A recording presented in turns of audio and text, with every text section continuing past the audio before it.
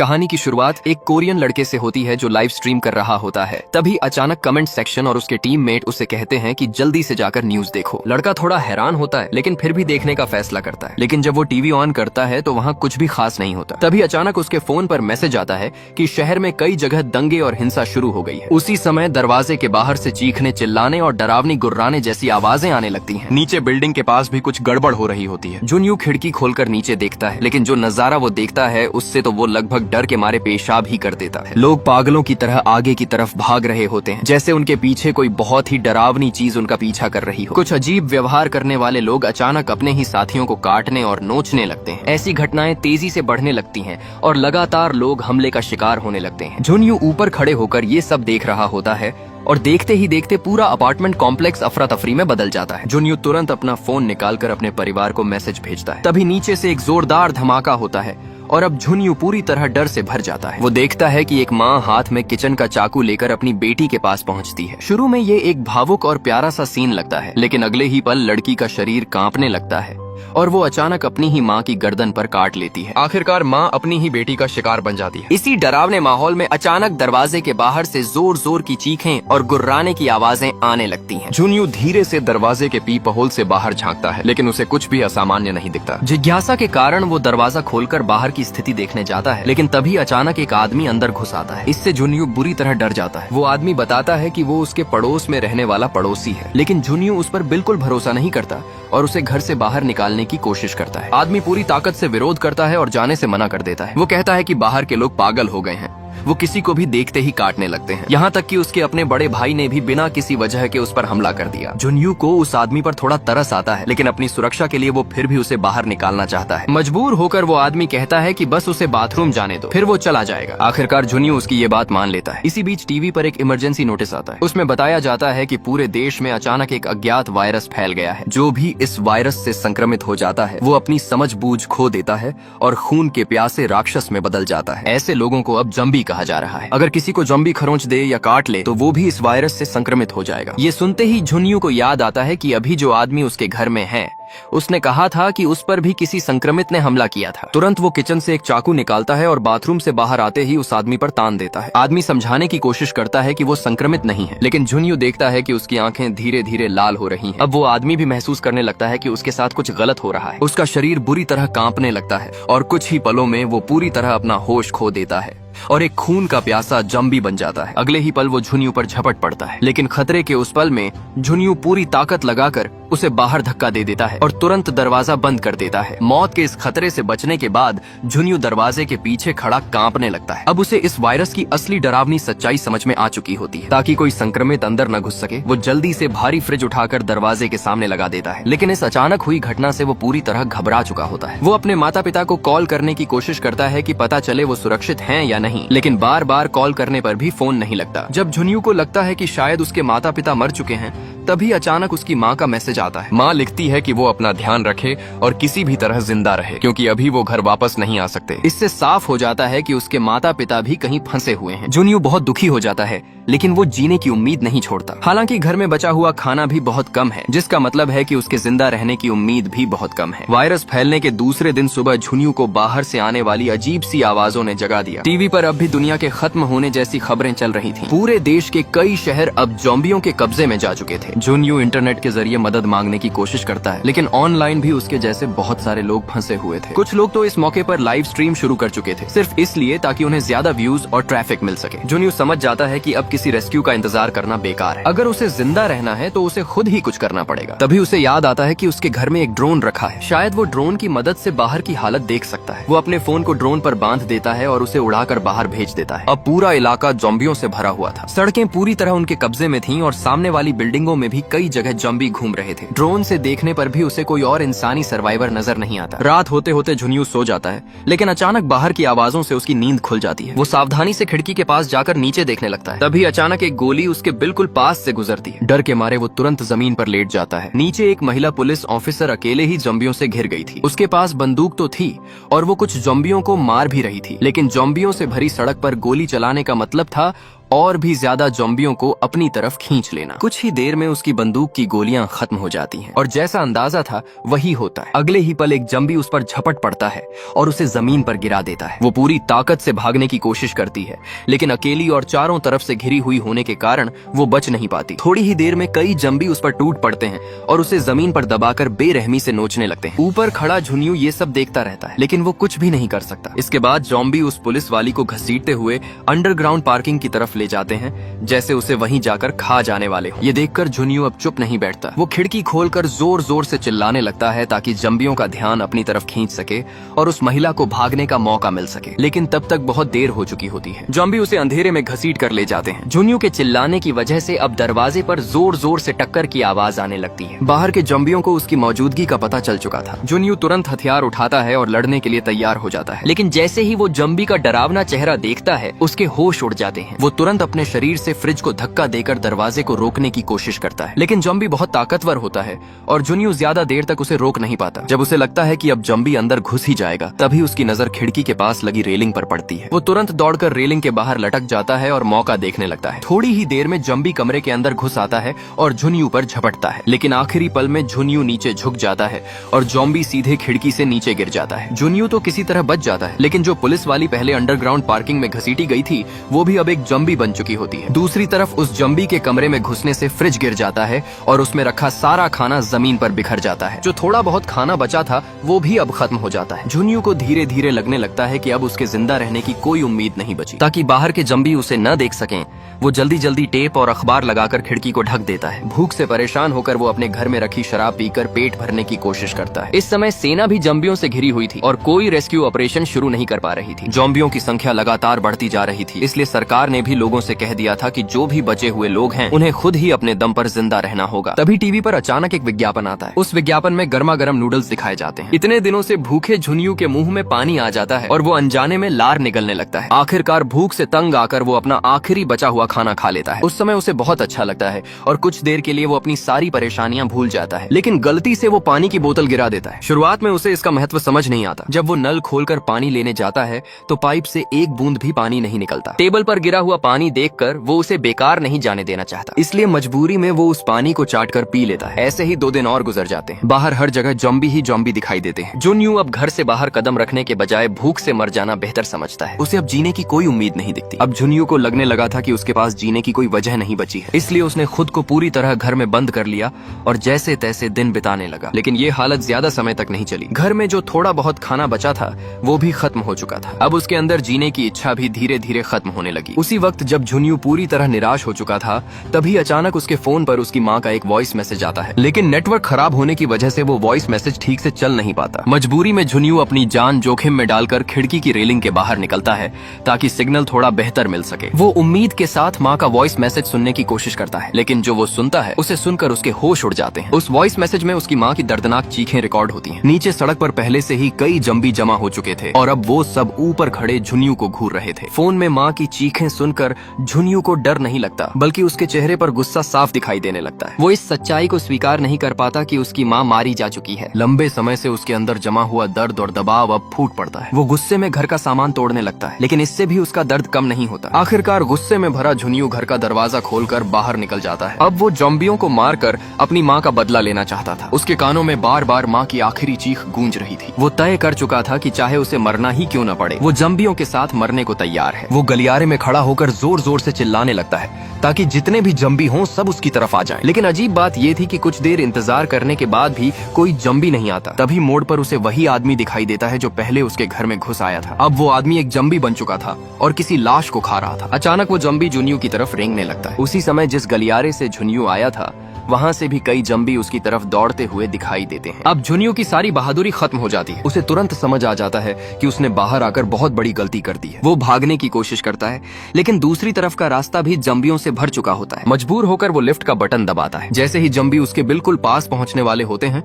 उसी समय लिफ्ट का दरवाजा खुल जाता है, लेकिन उसके अंदर भी कई ज़ॉम्बी भरे हुए होते हैं। किसी तरह झुनियू आसपास पड़े सामान का इस्तेमाल करके खुद को छिपा लेता है और ज़ॉम्बियों के झुंड से बचकर अपने घर की तरफ भाग जाता है। रास्ते में उसे महसूस महसूस होता है कि एक जंबी उसके पीछे पीछे आ रहा है, लेकिन किस्मत से उस जंबी की दोनों आंखें किसी ने निकाल दी होती हैं, इसलिए वो उसे ठीक से देख नहीं पाता। जुनियू दीवार से चिपक कर खड़ा हो जाता है और चुपचाप दुआ करता है कि वो पकड़ा न जाए। आखिरकार वो अंधा जॉम्बी उसके बिल्कुल पास से गुजर जाता है, जैसे कोई अंधा इंसान रास्ता टटोलते हुए चल रहा हो। मौका मिलते ही जुनियू तुरंत अपने घर के अंदर घुस जाता है, लेकिन दरवाजा बंद करते समय हुई आवाज से बाहर के जंबियों को उसकी मौजूदगी का पता चल जाता है। थोड़ी ही देर में कई जंबी दरवाजे के पास आ जाते हैं और उसे खोलने की कोशिश करने लगते हैं। ऐसा लगता था जैसे जंबी बनने के बाद भी उनके अंदर इंसान होने की थोड़ी बहुत याद बाकी हो। जुनियू दरवाजे के हैंडल को मजबूती से पकड़कर खड़ा रहता है और इंतजार करता है कि कब ये जंबी वहाँ से चले जाएं। रात होते होते शहर में हर तरफ अराजकता फैल जाती है। इंसानों की देखभाल न होने के कारण जगह जगह धमाके होने लगते हैं। आखिरकार बिजली की सप्लाई भी पूरी तरह बंद हो जाती है। अंधेरा छा जाने के साथ ही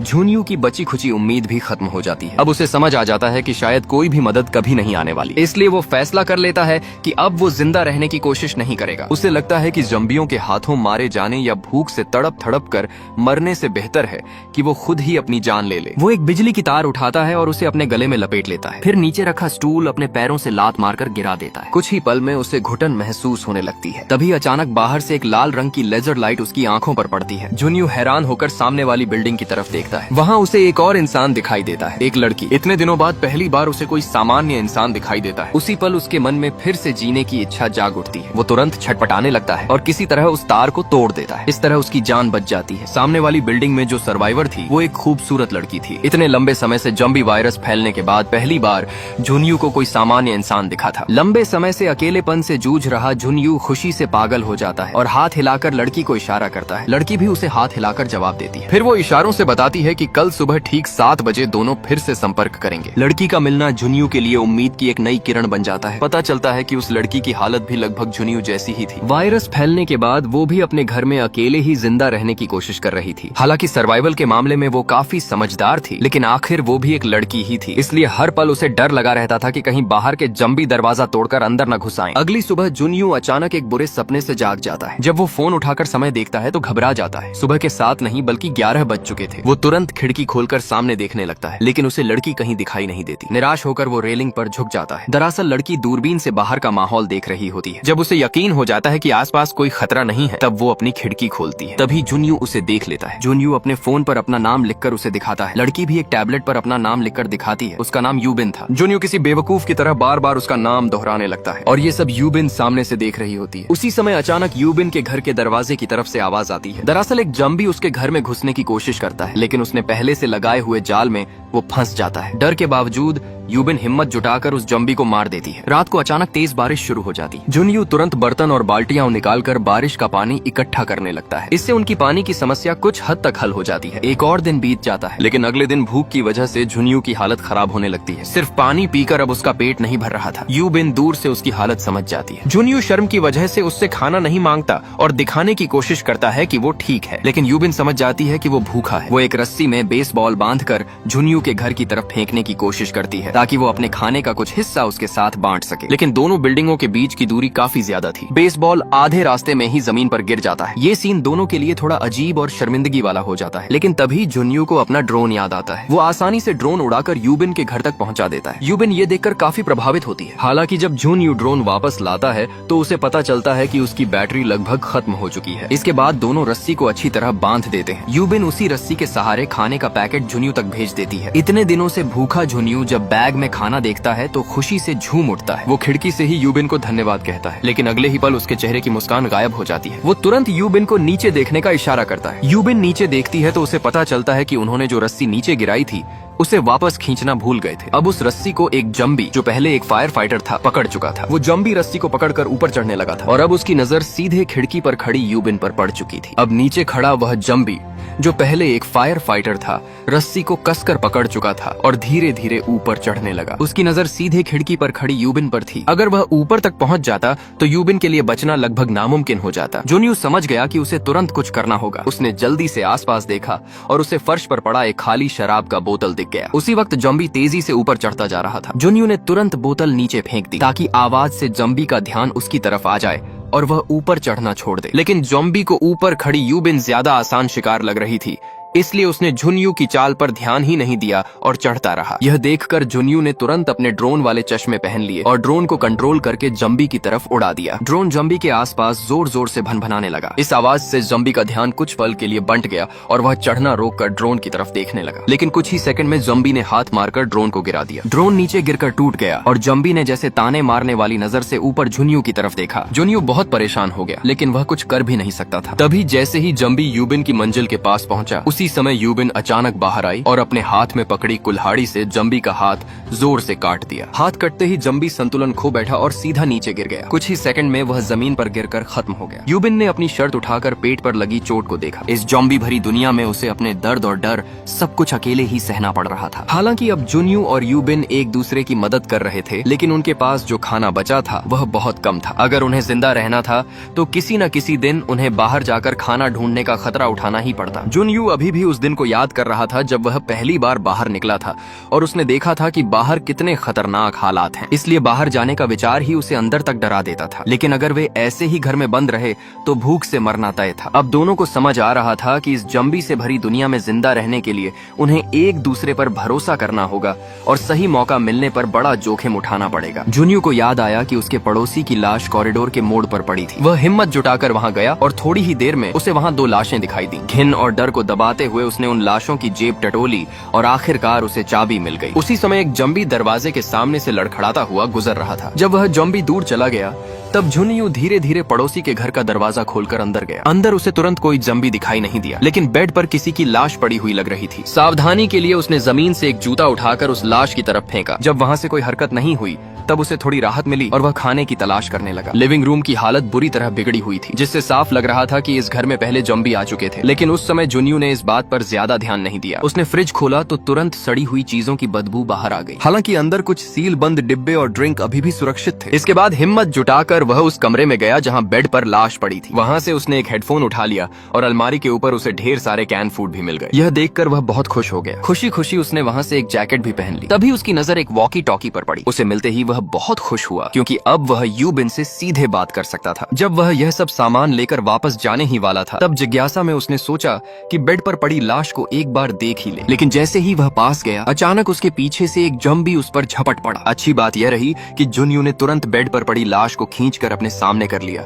जिससे ज़ॉम्बी के दांत उसी लाश में धंस गए। उसी मौके का फायदा उठाकर वह तेजी से उठकर बाहर की तरफ भागा। ज़ॉम्बी उसके पीछे पीछे दौड़ पड़ा। भागते हुए झुनयू ने दरवाजे के फ्रेम से एक लकड़ी का टुकड़ा तोड़कर रास्ता रोक दिया और किसी तरह ज़ॉम्बी से पीछा छुड़ा लिया। बाहर निकलने के बाद उसे कोई ज़ॉम्बी नहीं मिला, इसलिए वह बिना रुके जल्दी से अपने घर वापस आ गया। घर पहुंचकर उसने कैन में बची हुई चॉकलेट को मजे से चाट चाट कर खाया। खाने के बाद उसने बाकी खाना और वॉकी टॉकी बैग में रखा ताकि बाद में यूबिन को दे सके। अगले दिन सुबह वह वॉकी टॉकी से आती आवाज से जागा। दूसरी तरफ से यूबिन की मीठी आवाज आ रही थी। झुनयू बहुत खुश हो गया। दोनों लंबे समय तक बात करते रहे और जम्बी आपदा से पहले की जिंदगी के बारे में बातें करने लगे। जो 2 लोग पहले कभी एक दूसरे को जानते भी नहीं थे, अब उनकी जिंदगी एक दूसरे से जुड़ने लगी थी। वे खाना खाते समय भी बात करते और सोते समय भी वॉकी टॉकी बंद नहीं करते थे, जैसे बहुत समय बाद बिछड़े 2 लोग फिर से मिल गए। लेकिन उसी दिन अचानक जम्बियों का झुंड बेकाबू हो गया और वे बड़ी संख्या में इमारत के अंदर घुसकर ऊपर की मंजिलों की तरफ भागने लगे। ऐसा लग रहा था जैसे किसी चीज ने उन्हें उकसा दिया हो। झुनयू और यूबिन दोनों फर्श पर लेटकर बिल्कुल चुप हो गए। कई जम्बी उनके दरवाजे के सामने से गुजरते रहे। डर के मारे यूबिन ने अपनी कुल्हाड़ी उठानी चाहिए, लेकिन गलती से उसके हाथ से पास रखा शेल्फ गिर गया। आवाज सुनते ही दूर जा रहे जम्बी वापस मुड़ गए और आवाज के स्रोत को ढूंढने लगे। हालात बहुत खतरनाक हो गए। तभी झुनयू ने जल्दी से यूबिन से उसके घर का नंबर पूछा और तुरंत पास वाले फ्लैट के लैंडलाइन पर फोन कर दिया। उस घर में फोन की घंटी बजने लगी और सारे जम्बी आवाज की तरफ भाग गए। इस तरह यूबिन बाल बाल बच गई। दोनों को समझ आ गया कि अब अपने अपने घरों में रहना सुरक्षित नहीं है, इसलिए उन्होंने तय किया कि वे मिलकर किसी ऐसी मंजिल पर जाएंगे जहां जॉम्बी न हो। यूबिन ने पहले ही नोटिस किया था कि झुनयू के ऊपर वाली मंजिल पर शायद कोई जॉम्बी नहीं है। दोनों ने जल्दी जल्दी जरूरी सामान इकट्ठा किया। यूबिन ने अपने शरीर पर रस्सी बांधी और दूसरे भवन तक पहुंचने के लिए नीचे कूदने का फैसला किया। झुनयू अभी तैयार भी नहीं हुआ था कि यूबिन मेज पर चढ़कर सीधे नीचे कूद गई। कुछ ही सेकंड में वह जमीन पर सुरक्षित उतर गई, लेकिन नीचे सैकड़ों जम्बी थे। वे लगातार उस पर हमला करने लगे। यूबिन बड़ी तेजी से उनसे बचती रही और कई जम्बियों को मार भी गिराया। फिर फिर भी जम्बियों की संख्या इतनी ज्यादा थी कि वह पूरी तरह घिर गई। आखिरकार एक जम्बी ने उसे गिरा दिया, लेकिन उसने तुरंत पलटकर 2 जम्बियों को खत्म कर दिया और जमीन से एक पिस्तौल उठा ली। तभी अचानक एक और जम्बी ने पीछे से हमला किया। ठीक उसी समय जुनियू भी वहां पहुंच गया और डंडे से जम्बी का सिर फोड़ दिया। दोनों ने मिलकर लड़ते हुए जम्बियों के बीच से रास्ता बनाया और तेजी से अपार्टमेंट की ओर भागे। उन्होंने शीशे का दरवाजा बंद कर दिया, लेकिन जम्बी उसे तोड़ने लगे। उसी वक्त लिफ्ट का दरवाजा खुला और वे अंदर घुसकर दरवाजा बंद करने में कामयाब हो गए। ऊपर पहुंचने पर उन्हें कोई जम्बी नहीं दिखा, लेकिन सभी फ्लैट के दरवाजे बंद थे। तभी कॉरिडोर में जम्बी की आवाज आई और थोड़ी ही देर में कई जम्बी उनकी तरफ आने लगे। वे पूरी तरह घिर चुके थे। तभी अचानक एक फ्लैट का दरवाजा खुला और अंदर से एक नकाबपोश आदमी ने उन्हें अंदर खींच लिया। अंदर जाकर उन्होंने देखा कि वह एक अधेड़ उम्र का आदमी था। शुरुआत में यूबिन उस पर भरोसा नहीं कर रही थी, लेकिन जब उसने खुद पानी पीकर दिखाया और खाना दिया, तब दोनों ने खाना शुरू किया। उस आदमी ने बताया कि उसने काफी खाना जमा कर रखा है और जल्द ही सरकार की तरफ से रेस्क्यू आएगा। यह सुनकर दोनों बहुत भावुक हो गए। तभी यूबिन की नजर घर में पड़े बेबी के सामान पर गई। उसने पूछा कि क्या उसके घर में बच्चा है। तभी अचानक जुनियू बेहोश होकर मेज पर गिर पड़ा और यूबिन भी चक्कर खाकर गिर गई। असल में उस आदमी ने खाने में दवा मिला दी थी। जब वे होश में आए तब जुनियू बंधा हुआ था और यूबिन को एक कमरे में बंद कर दिया गया था। उस आदमी की पत्नी जम्बी बन चुकी थी और उसने उसे मारने की बजाय जिंदा रखा था। वह जिंदा लोगों को पकड़कर अपनी पत्नी को खिलाता था। उसने यूबिन को भी उसी के सामने छोड़ दिया, लेकिन तभी जुनियू ने किसी तरह खुद को छुड़ाकर बंदूक से उस आदमी को धमकाया। इसी बीच जम्बी पत्नी ने उसी आदमी को काट लिया। आखिरकार यूबिन ने गोली चलाकर दोनों को खत्म कर दिया। गोली की आवाज से सारे जम्बी इमारत में घुस आए। दोनों को लगा अब बचना मुश्किल है, लेकिन तभी बाहर हेलीकॉप्टर की आवाज आई। उन्होंने देखा कि सेना सच में लोगों को बचाने आई है। दोनों तुरंत छत की ओर भागे, लेकिन वहां पहुंचने तक हेलीकॉप्टर जा चुका था। वे पूरी तरह टूट गए। उसी समय जम्बियों का झुंड छत पर पहुंच गया। जब सब खत्म होने वाला था, तभी अचानक हेलीकॉप्टर वापस आ गया। सैनिकों ने गोलियां चलाकर जम्बियों को मार गिराया और जुनियू व यूबिन को हेलीकॉप्टर में चढ़ा लिया। फिल्म का संदेश यही है कि चाहे हालात कितने भी बुरे क्यों न हों, आखिरी पल तक जीने की उम्मीद नहीं छोड़नी चाहिए। यहीं पर फिल्म की कहानी खत्म हो जाती है।